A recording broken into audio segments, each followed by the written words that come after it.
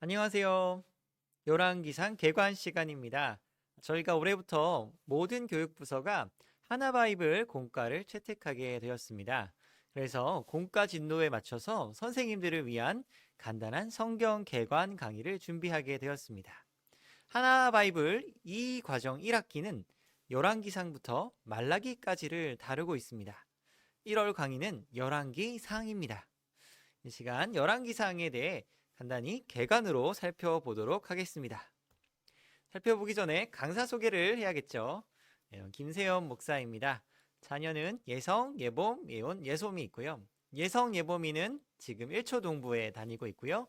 예온이는 유치부, 예솜이는 영아부에 있습니다. 저는 작년까지 남현교회 1청년부를 담당하다가 올해 영아부, 신혼, 3청년부 그리고 기도사역팀까지 맡게 된 김세연 목사입니다. 반갑습니다. 자, 그럼 열왕기상. 이 열왕기가 무엇일까요? 열왕기상이 무슨 뜻일까요? 네, 열왕기는요. 왕들을 열거한 기록이라는 뜻입니다. 그래서 이스라엘과 유다의 모든 왕들의 통치를 기록한 데서 붙여진 제목입니다. 다시 말해 이 열왕기는요. 왕들에 대한 책이라고 할 수 있고요.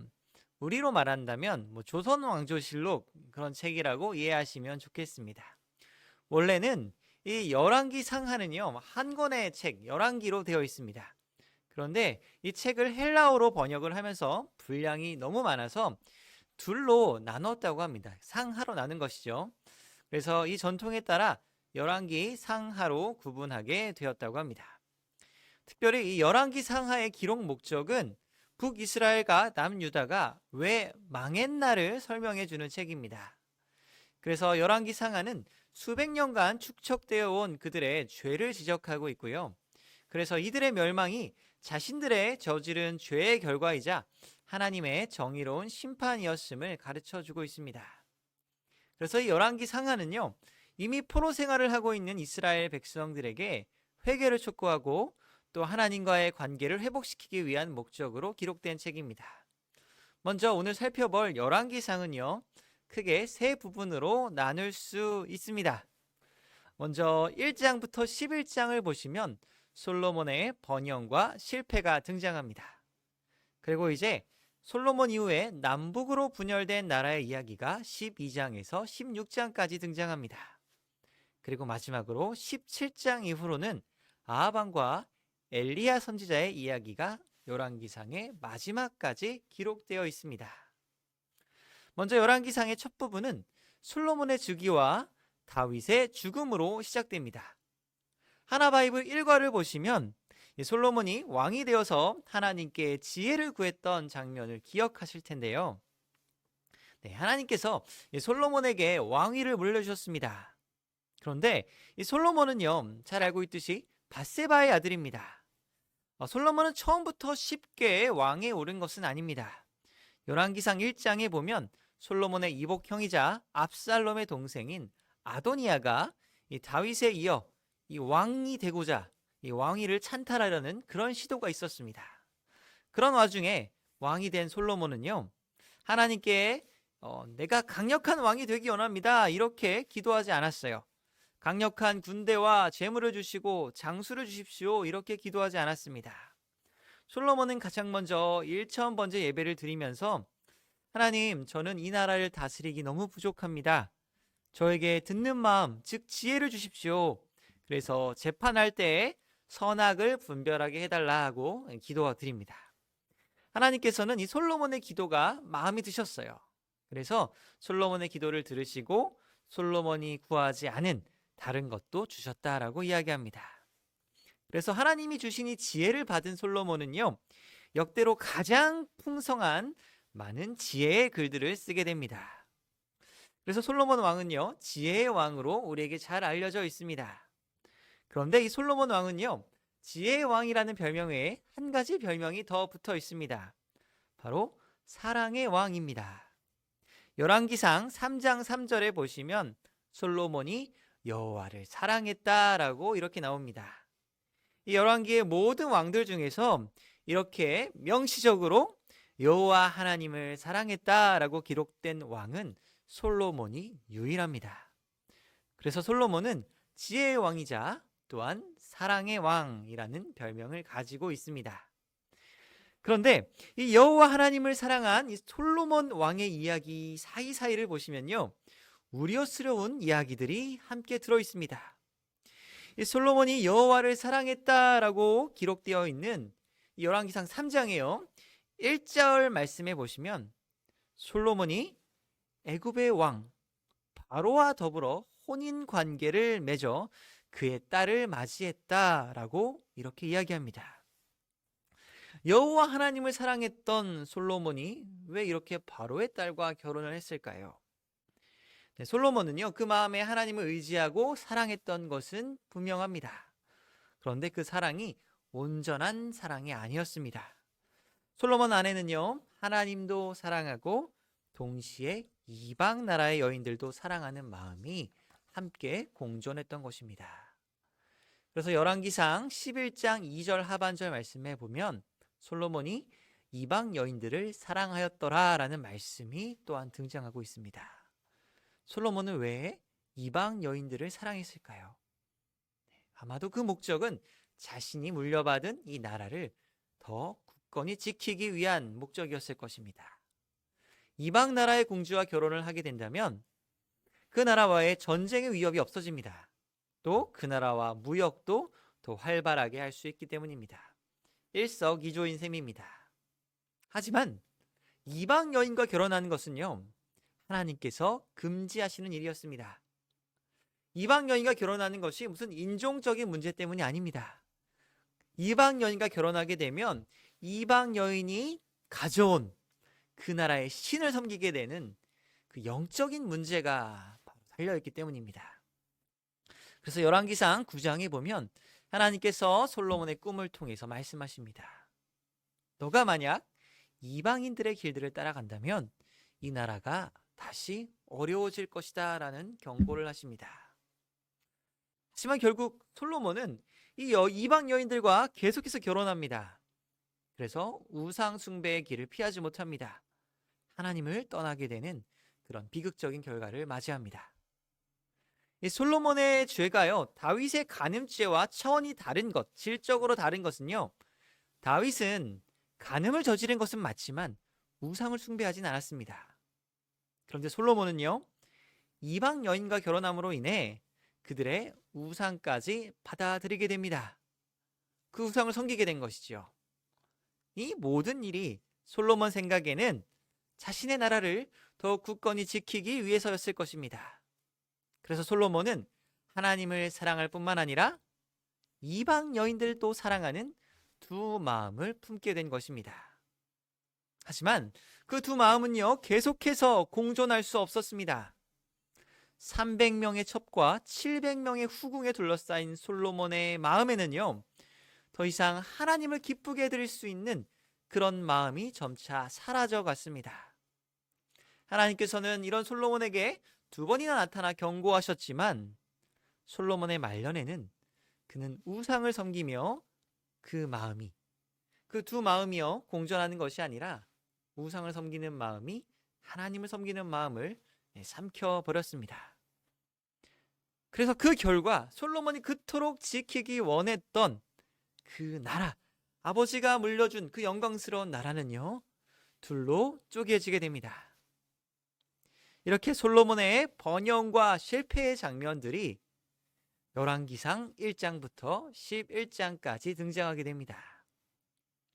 그리고 12장부터는요, 열왕기상의 두 번째 부분인 나라의 분열 이야기가 펼쳐집니다. 성경은요, 이스라엘이 어떻게 둘로 나뉘게 되었는지를 이야기합니다. 이 솔로몬의 우상 숭배는 단순히 솔로몬 한 사람의 우상 숭배의 문제로만 끝난 것이 아니었습니다. 우상이라는 것은 사람의 탐욕이 투영된 그 대상이 바로 우상입니다. 이것은 솔로몬에게도 마찬가지였습니다. 솔로몬은 우상을 섬기기 시작하면서 강력한 군사, 화려한 건축물 등 자신의 욕망을 점차 실현시켜 나갔습니다. 그래서 솔로몬은 하나님의 성전도 지었지만 그보다 훨씬 큰 규모의 화려한 궁전 또한 지은 사람입니다. 열왕기상 6장 28절을 보시면 솔로몬이 성전을 짓는데 7년이 걸렸다라고 나옵니다. 그리고 바로 이어지는 7장 1절에 보면 솔로몬이 그 화려한 왕궁을 짓는 데는 무려 13년이나 걸렸다라고 이야기합니다. 그리고 그 규모는 성경에 기록된 말씀을 찾아보면 성전의 무려 4배가 넘는 그런 규모였습니다. 그래서 왕궁은 하나의 건물이 아니라 여러 개의 건물이 모여있는 하나의 타운 같았습니다. 그리고 이 왕궁은요, 당시의 최고의 건축자재인 레바논 나무를 수입해다가 왕궁을 지었습니다. 그래서 이 솔로몬 왕궁에 별명이 있었습니다. 바로 레바논 수풀궁입니다. 당시 최고의 건축자재인 이 레바논 나무가 왕궁에 얼마나 많이 쓰였는지 그 별명이 레바논 수풀궁이었다는 것입니다.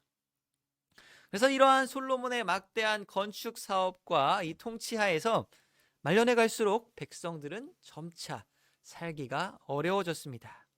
세금이 늘어나고 강제 노역이 늘어났습니다.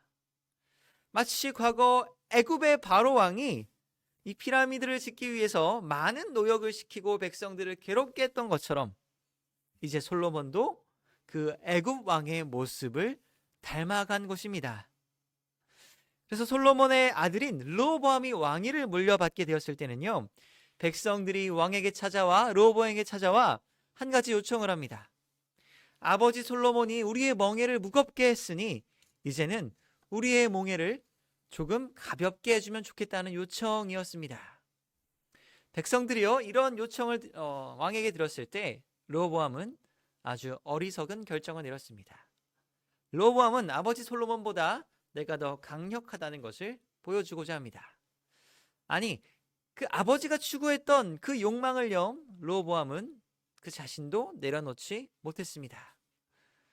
그래서 이 르호보암은요, 내가 더 큰 노역을 하겠다, 더 큰 멍에를 메우겠다, 이런 결정을 하면서 결국은 12지파 중에 10지파가 반역을 일으킵니다. 10지파가요 반역을 일으켜서요 새롭게 나라를 세워버립니다. 이제 이스라엘이 북이스라엘과 남유다로 나뉘게 된 것입니다. 표면적으로는 아버지 솔로몬 왕에 대한 그런 반감이 백성들에게 있었고요, 또 르호보암의 어리석은 결정이 있었습니다. 그런데 이 실제로는요, 솔로몬이, 그 아버지 솔로몬이 하나님의 말씀을 저버리고 우상을 섬긴 그 일에 심판의 결과로 나라가 쪼개지게 된 것입니다. 그런데 이렇게 나뉜 북이스라엘의 초대 왕이었던 여로보암을 보면 이 북이스라엘의 상황도 그렇게 좋지 않았습니다.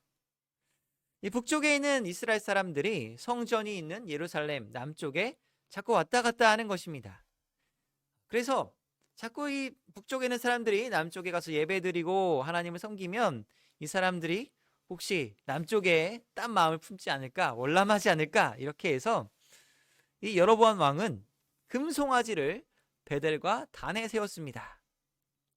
이 금송아지가 어떤 존재입니까? 출애굽기에 보면 이스라엘이 그 우상을 만들었던 그 금송아지 아닙니까?